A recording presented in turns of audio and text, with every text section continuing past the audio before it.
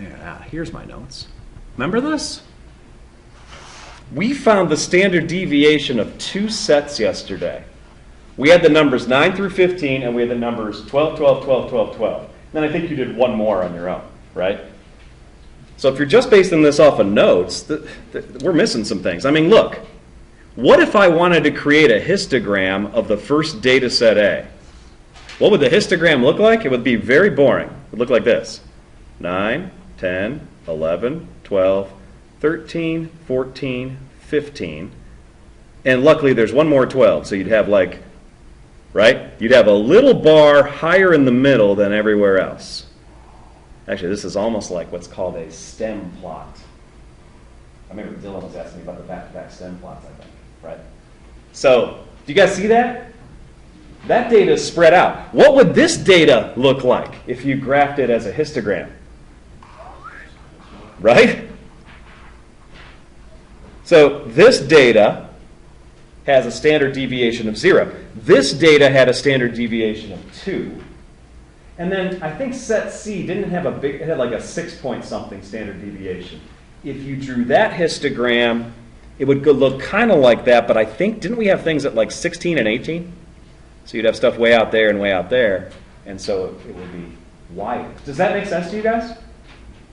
So now I think I have, if you understand that, I think you can answer question A. Customer waiting times. Okay. So you go ahead and read the problem and see if you can understand what's going on. I'll pause for a minute while you guys read.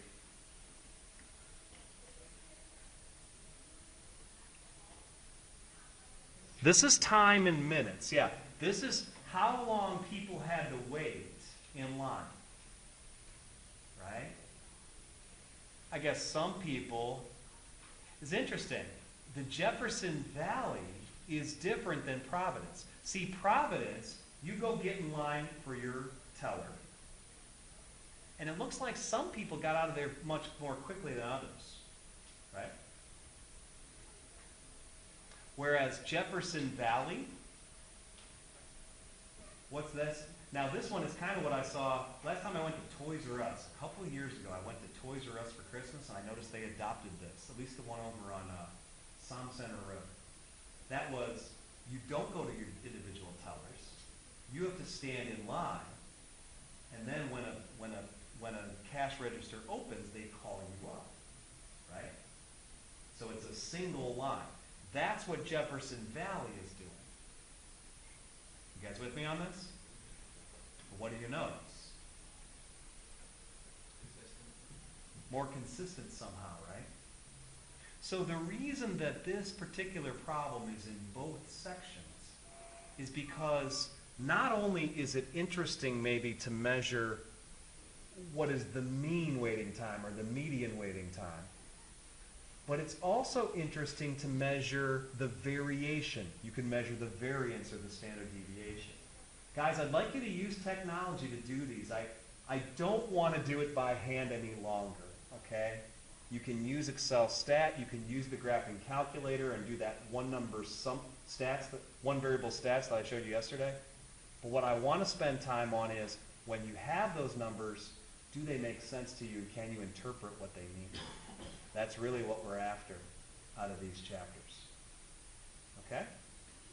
So I hope you like these problems and the other ones, and we can discuss those tomorrow. We can start getting ready for the quiz. Okay? So it's nice to know that you can have the means be different, but the standard deviation be the same. You can also have the means are the same, and the standard deviation is different. And that happened on that one homework problem, the bank problem. Can we go to that next? I just think it ties in nicely. I have a few things here, and then I know you guys have questions too, and we'll do some of those too. But let's go to the banks again.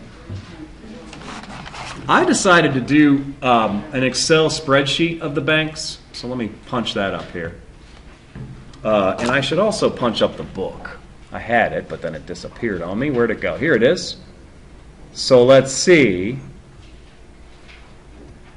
This problem was the one that you repeated, right? You did it in section 3.2, and then you did it again in section 3.3, but I don't remember the number offhand.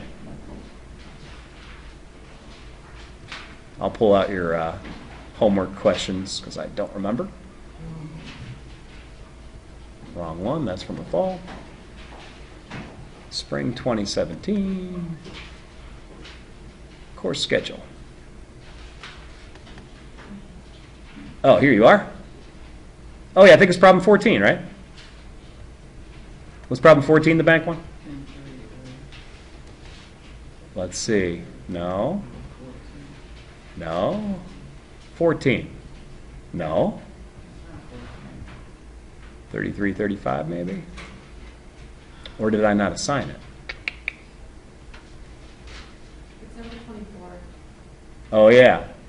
So I only assigned 24 for the one section, or did I assign it for both? Let me see.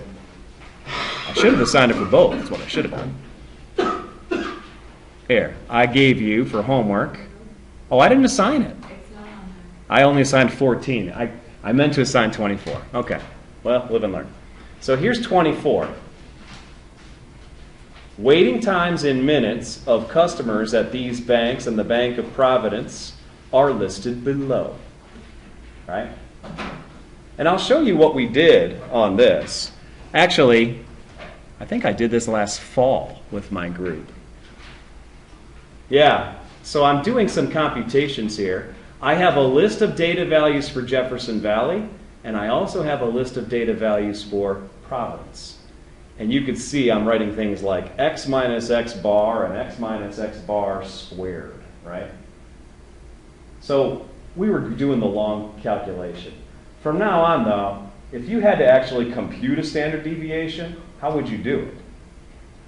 Either the calculator or we have Excel stat, right? Here, let me do that now. How would I do it with Excel stat? Well, first of all, I'd launch Excel stat. Where's the thing?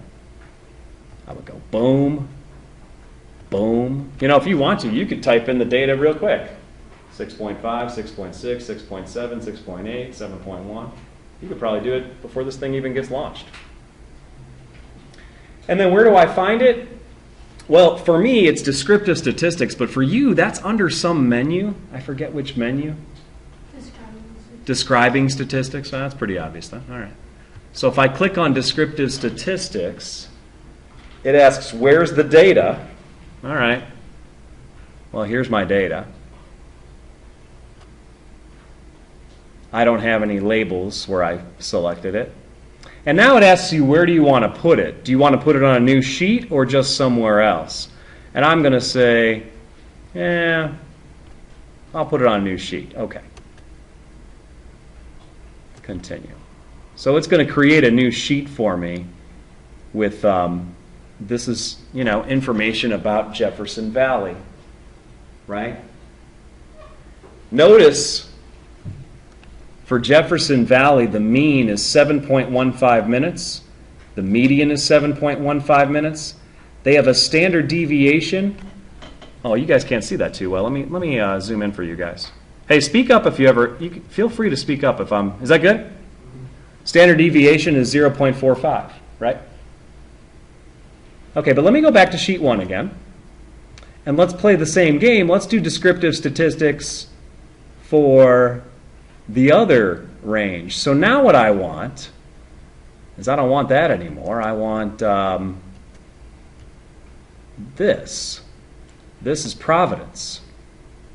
What's the difference about Providence? Providence has multiple lines and Jefferson Valley has a single line. You guys remember that? You guys look at me like I have two heads.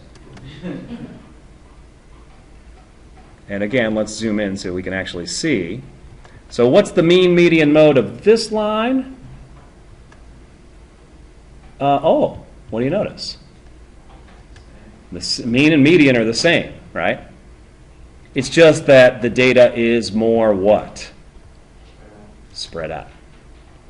Actually, you probably could have told me that without calculating it, because you're understanding more and more what standard deviation measures.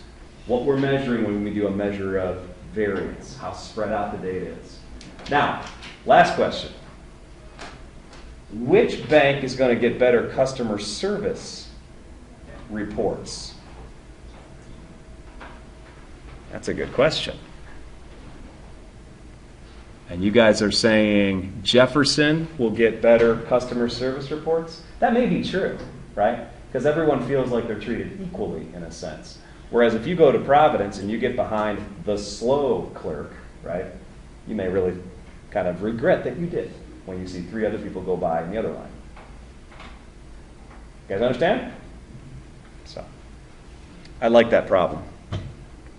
So let's see, I did that. Do you guys have other homework questions? Because I told you that, the 5 questions that you have are, when I say 5 questions, I have to be honest with you. I'm the kind of guy that gives a quiz and I'm like, part A, part B, okay? They're questions. Your homework does that too. They'll say, find this, right? So it'll be that kind of a thing. And then they'll ask you to interpret, So like your homework questions. But as you've been working on the homework, I did see some of the questions from the Chapter 2 stuff, but I haven't seen the Chapter 3 homework. Do you guys have particular questions you came to class and wanted me to cover?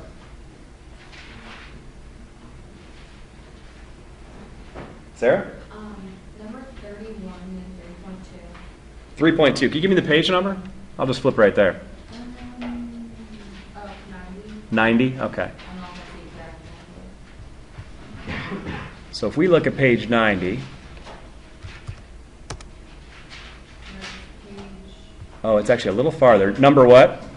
page 94, actually. 31? Number 31. Oh, right. Yeah. I wanted to talk about this kind of thing today, so I'm just going to check it off the list. How do you find the mean of this frequency distribution? I mean, it's funny. Remember I said I never have to explain to people how to find the mean, because you know how to do test scores. What do? Add them all up and then? Divide. Yeah. And actually, these are test scores. They're IQ scores, right? What's the problem, though, Sarah? That it's they're given frequency, not the actual score. You don't have the scores. Yeah. Welcome to real life. Guys, you're going to be reading some statistics in a journal someday, right? Are they going to give you every person's blood count if it's white blood cells? Are they going to give you every IQ score? No, they're going to summarize. So you're going to look at, say you're going to look at this graph and another graph, and you're going to say, which one has the better average score? How do you compute it? Well, I want to show you. Okay. So I think, yeah, this is a great question. Let's work this one out. All right. So the first thing I'd like to do, guys, is if you have the homework, then you probably already wrote out the frequency distribution, but I didn't. So I'm going to pause here and let's write out the table that's there for problem 31, and then we'll come back to the problem. Little vocabulary. How many classes are there in this problem, this frequency distribution number 31? 8. I agree. There are 8, right? Next question. What is the class width? 10. I agree. It's 10. What you want to do maybe is look at the class limits. Say the lower class limit. So actually, let's do this. Which class has the greatest frequency? 80 to 89, right? What is the lower class limit of that class? 80. The reason you get the class width as 10 is because the lower class limit of the next class is 90. Now, the book also talks about something called class boundaries, right? And so when you draw a histogram for this data, see, what you want to do is you want to make sure there are no gaps in your drawing, okay? Because we like to, well, it's the difference between the words discrete and continuous. And since that's not on this test, I'm not quite ready to talk about that completely yet. But the idea, for those of you that have had other math classes, is that we really want the graph to look continuous. In other words, you can kind of draw it without picking up your pencil, you might say. So Here, I have the data now, and I'm going to try and draw a frequency distribution for you. And it looks like we need 8 classes, right? So where did the classes go? X-axis or Y-axis? The Y. The Y-axis? Wait a minute. I told you one thing. The Y-axis always has what on it?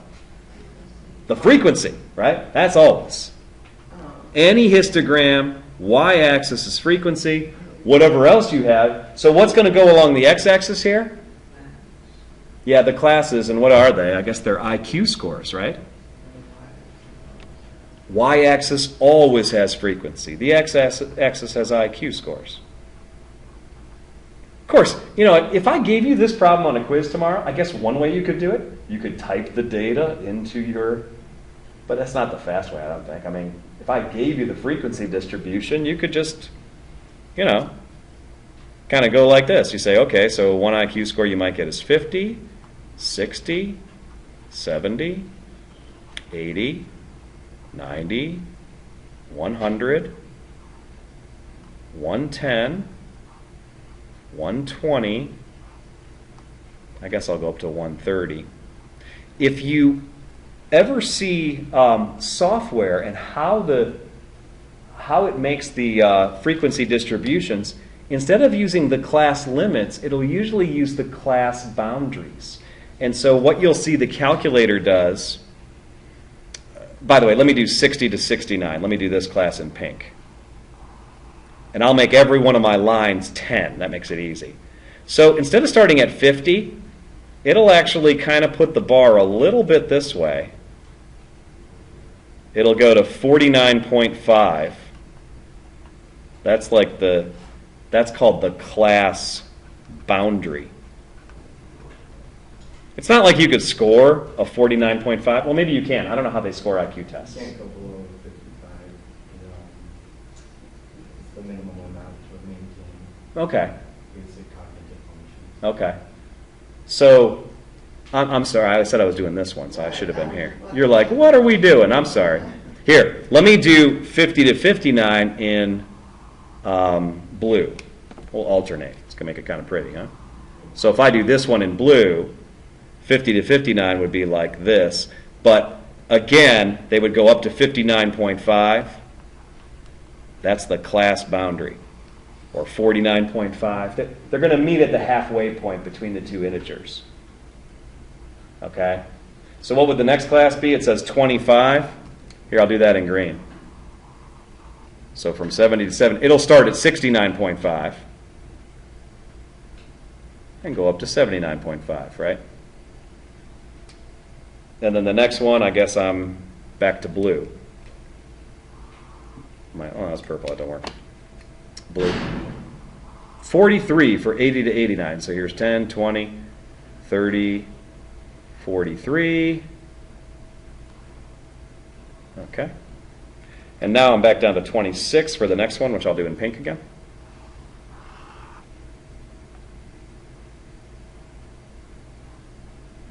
And then I'm down to 8, 3, and 2. So I guess here's 8. Here's 3.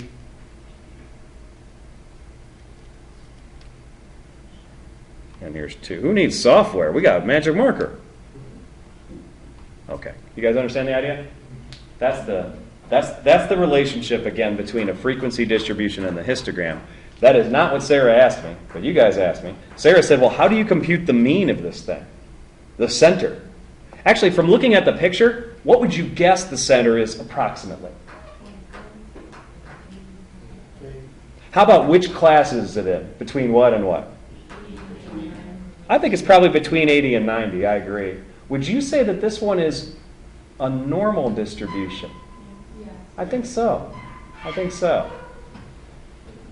Actually, the way they do IQ scores, they're usually normally distributed around 100. Now, these are a little low. But again, this is from, they said, lead poisoning. So they're trying to demonstrate something here. Anyways, the question was, how do we compute the mean? And here's the problem. We don't have all the test scores. I mean, we have approximately what they are. You know? But here's what statisticians do. You see how most of the test scores are between 80 and 90? That's not true, but a lot of them are. That's the biggest class. 43 of them were, right?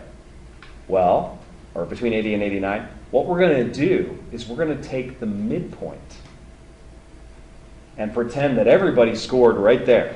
Now, that's not true. I know that. But if you take the midpoint, some will be above the midpoint, some will be below the midpoint, and it makes a nice approximation. So watch how I do this.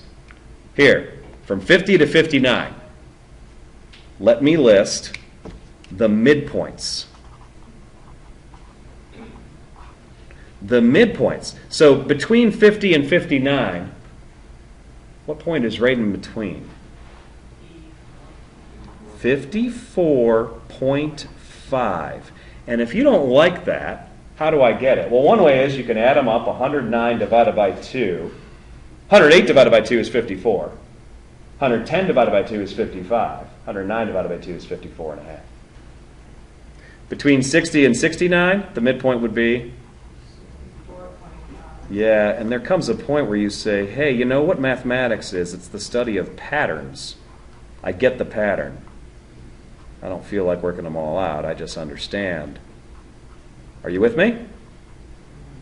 If not, you can keep adding and dividing by 2, but I think you guys are with me, right? And so now, what you will see is a formula like this.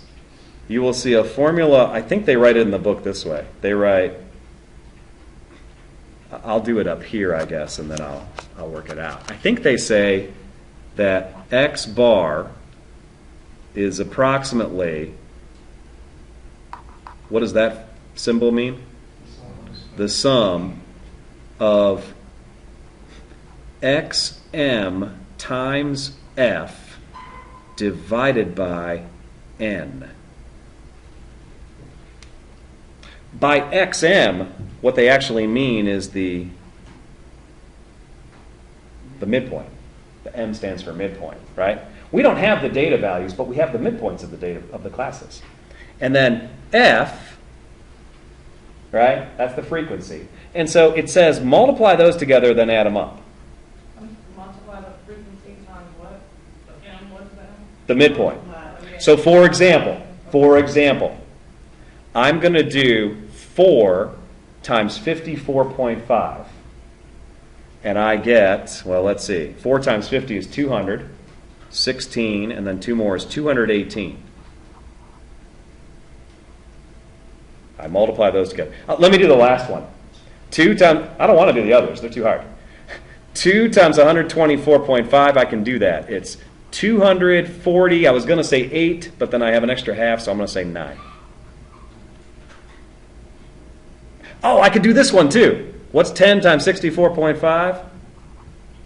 Now, I understand that I get my jollies off of the mental math and you don't. What are you guys going to be doing with this stuff? You're going to put it into what?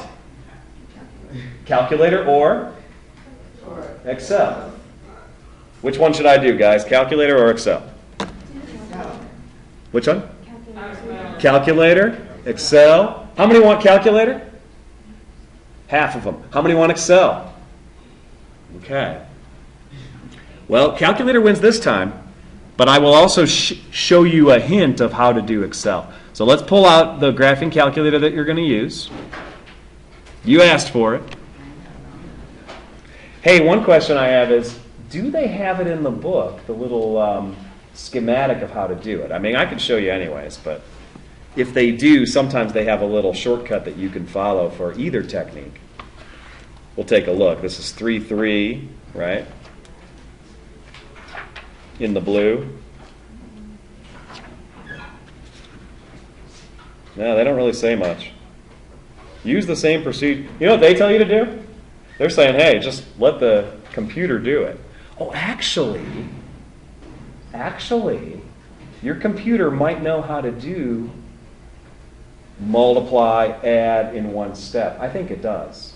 And I think the calculator does too, the more I think about it. All right. How do you put data into the calculator? I tried to show you guys. What are we going to press first? Stat. And what are we going to do? We're going to edit a list. So we press enter. Oh, guys, I have a bunch of data in there already. I'm going to show you something. Please don't type anything until you watch. Because you can destroy your list and make it vanish. I've done this. I want to clear out that data, let's pretend. Now, one way to do it is just type over it. But sometimes I'm a little leery. I'm going to make a mistake. So what I do is I want to clear it out. But watch how I do this, guys. I'm going to hit the up arrow. You're allowed to do that as long as you don't do anything else.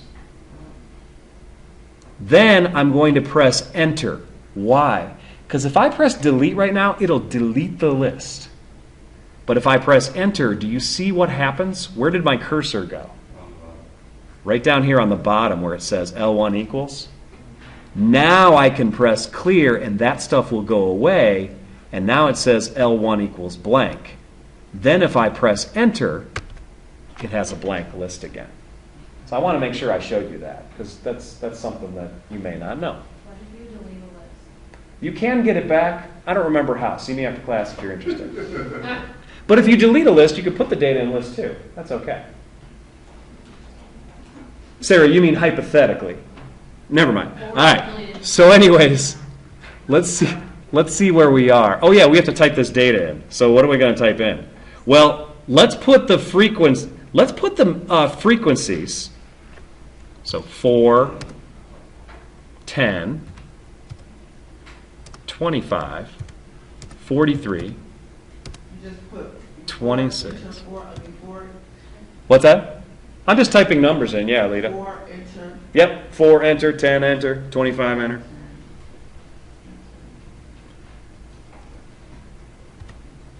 Same thing you would actually do in Excel, actually, right? You would just type them in. This is kind of like a cheapo version of Excel, you might say, these lists. All right. Once I have all the data in, the 8 data values, I'm going to press the right arrow, and now I'm ready to do list 2. What am I going to put there? I'm going to put those midpoints, yeah. So the midpoints are 54.5. Okay, 64.5. Fun, fun, fun in the sun. Nice and sunny yesterday. Did you guys go outside? It was freezing. Today's going to be cloudy and warmer, they said. Or 10 degrees, maybe. Well, all right, we're getting there. It'll be 60 by tomorrow. Oops, I almost messed up. 104.5. 114.5. And we have 124.5. All right. Give you guys a minute, and then when you're ready, give me a little nod or something. Smile. Some of you are ready? Okay. So now what do we have to do with this stuff? Well, we have to multiply the columns. That's what I was starting to do by hand. Remember? What I'm going to do is I'm going to put the product in list 3. Now, this is really cool, I think. You can do it all in one step. Watch. We're going to do this. We're going to hit the right arrow again, so I'm on list 3.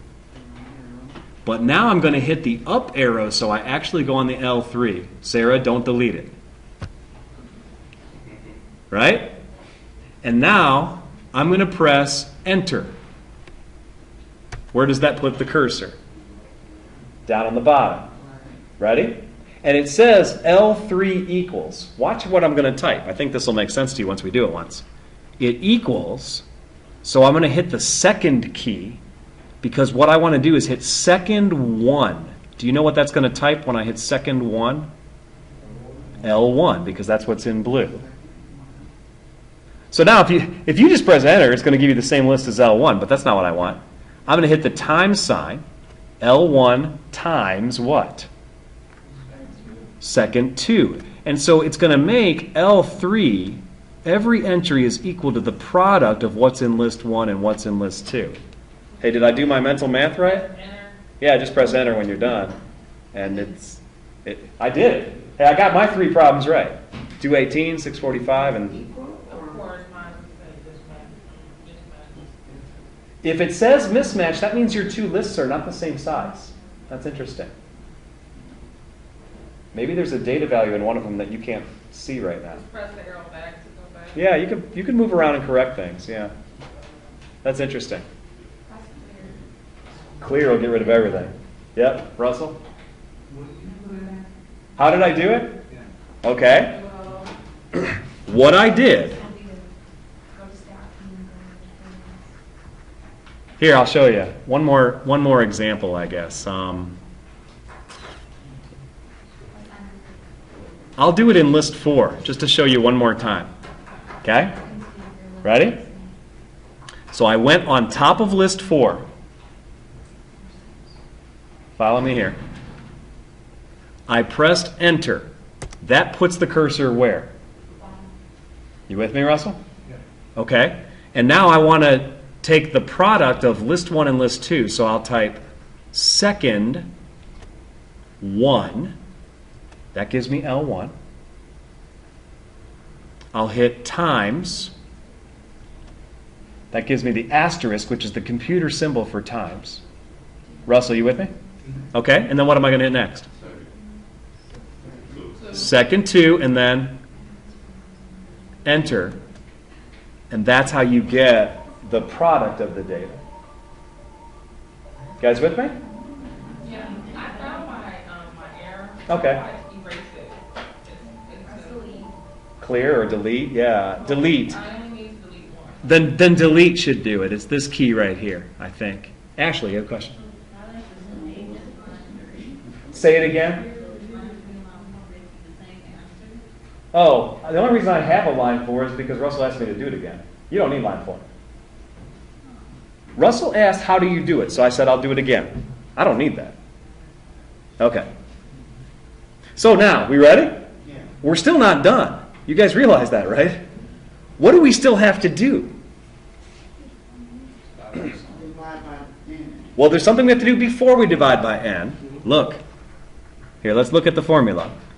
The formula says, take each of those xm times f. What are we going to do? We're going to add them up, Add 'em up, and then what? Right. then divide. Divide by n. But what is n? N is the sample size, and it is not 8. It's not. Why is it not 8? Set 4 plus 10 plus 25. 4 plus 10 plus 25 plus 43 plus 20. That's n. Right? Because we have lots and lots of data values. I don't know what n is. But I want to show you something. So we add the midpoints plus the So adding the frequency. So I guess what I'm going to say is, yes, you add this up. This is going to give you n. N equals, I still haven't done it yet. And then you also add this up. And if you add all this up, this is going to be the sum of xm times f. In other words, I'm going to have to add that up and then divide by what I get when I add that up. Fortunately, I can do it very quickly. Here I go. Let's try this. We're going to go to the calculator. We're going to go to, how do I get out of the list thing? I hit second right next to it, quit. And now I'm just in the world of, my calculator. Good old 2 plus 2 is 4 world. I'm going to hit the stat button one more time, please. But what we want to do is calculate. We want to... Say it one more time. Yep, stat. When you hit stat, I think it shows you this, right? But you want to move to the right, the calculate menu. And we want to do the one variable stats. I want to hit enter. The one variable stats. Boy, which list should I use this time? I'll tell you what I'm going to do. I'm going to use list 3. Second 3. See that list 3? Enter. Oh, and I want to go down to calculate. Although I think that frequency list might give me a shortcut way. I'll show you in a second. But let's do this first. Guys, this is showing me lots of information about list 3. Do you know the part that I'm most interested in? The second line. What's the second line tell me? The sum of all that stuff is, that can't be right. No, it's right. Oh, it is right. Because are you guys telling me that some of the stuff in that list has some 0.5s in it? Yeah, okay. You have to give me 1 second. Ashley, give me 1 second. So what is that number that we just computed, guys?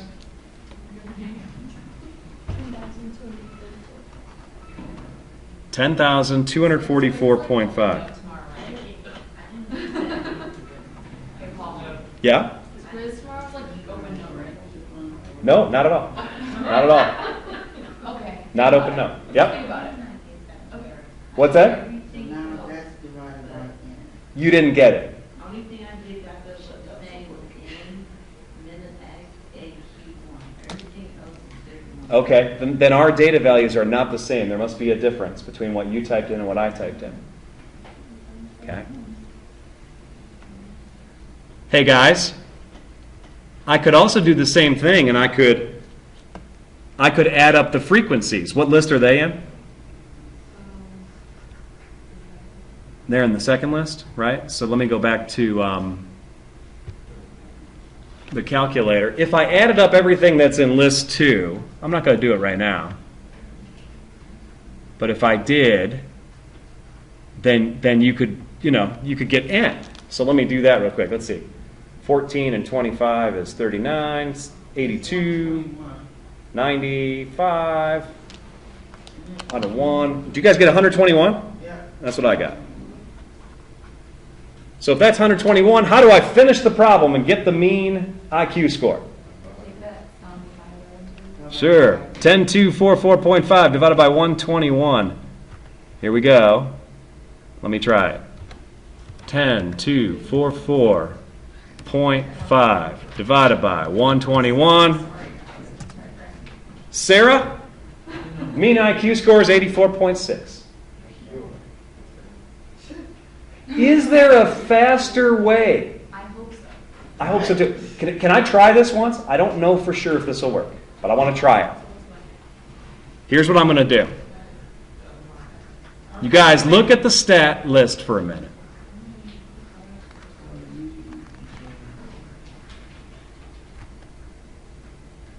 Let me just edit those lists one more time. Here's the lists, right? Where's the data? The data, you could say, is kind of in list 2, right? List 2 contains all the what?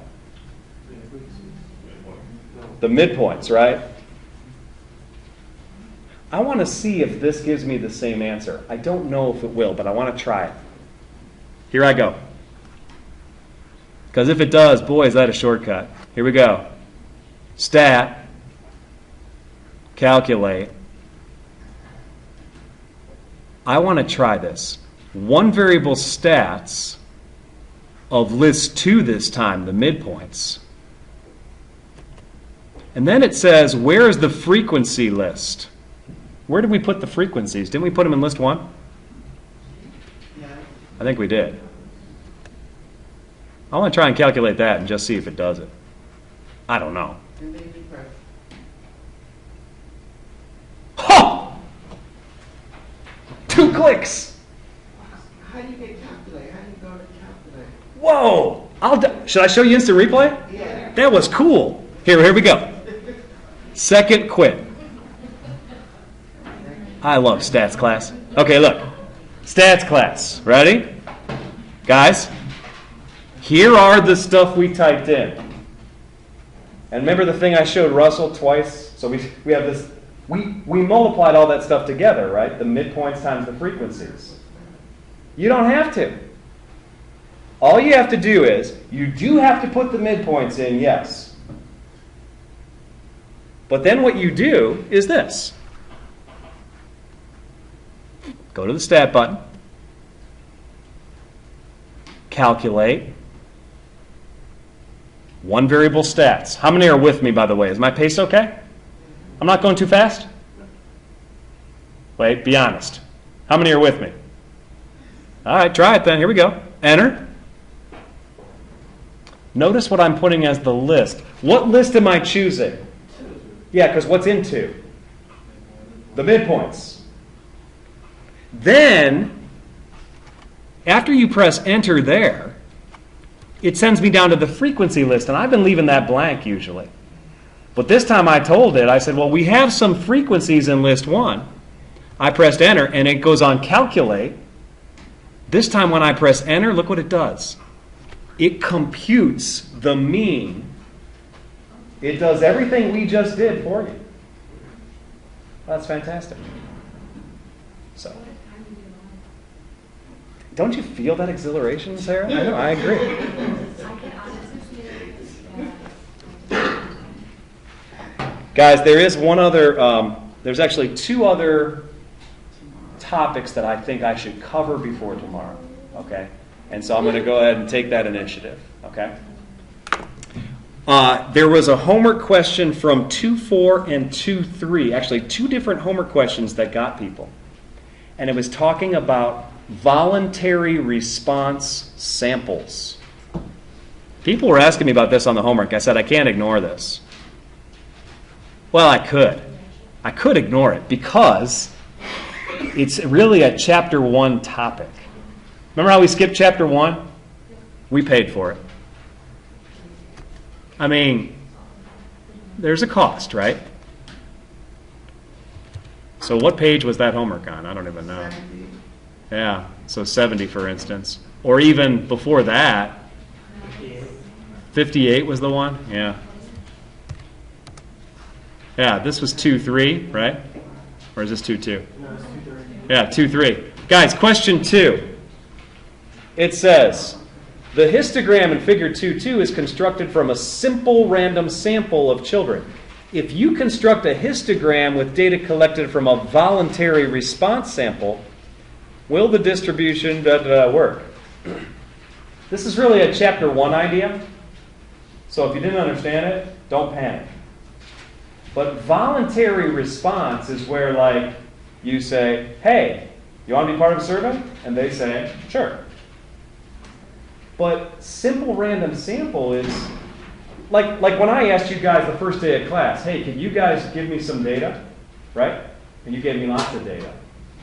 That's not a good sample to use if we're talking about Lakeland Community College.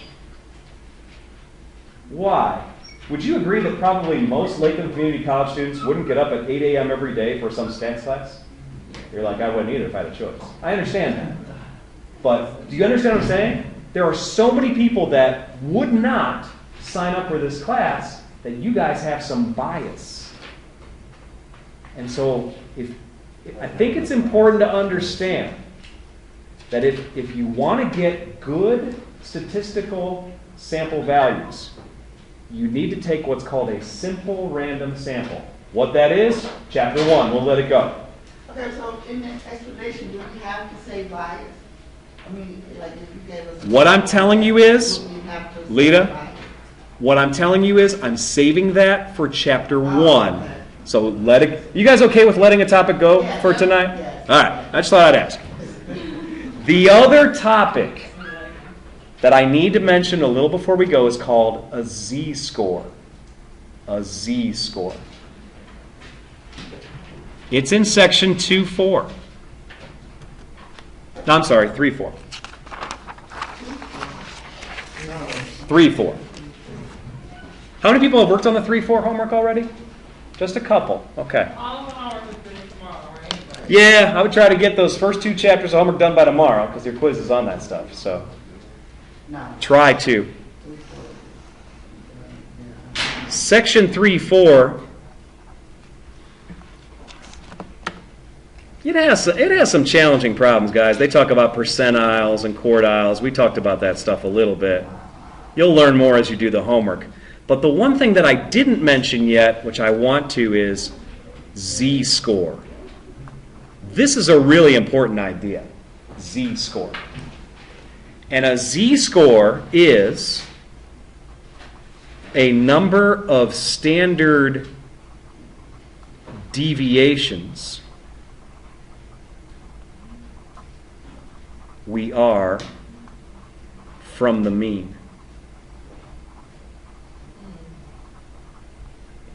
A z-score, z-scores can be positive or negative.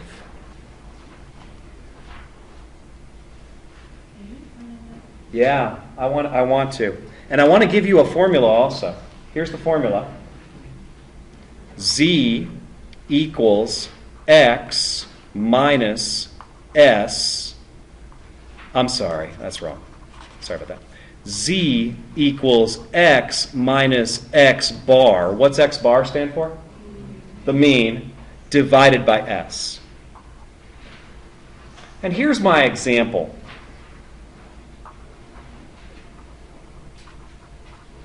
IQ score. IQ scores. Suppose x bar is 100. Oh, I'm sorry, guys. I'm right at the edge. All right. I'll finish in 1 minute here. Suppose x bar is 100. Okay? And suppose that s is 10. I think that's pretty typical. Okay? Find the z-score corresponding to an IQ score of 100. That's your exercise. I'm sorry, not 100. Well, we'll do that. And then we'll say of 85. That's what I really wanted to do. So the way I would do this is I would say z equals, and I would throw the 85 in for x. What would you throw in for x bar? Yeah. And what would you throw in for s? 10. And so you'd get 85 minus 100 is negative 15 divided by 10, which is negative 1.5. And so somehow a z-score tells you you're 1.5 standard deviations below the mean, in this case because it's negative. Okay? I think that's probably enough that you can work on the homework. All right? I'll see you guys tomorrow morning. Stop by the Learning Center or my office hours if you want some extra help before that. Nice work today, guys.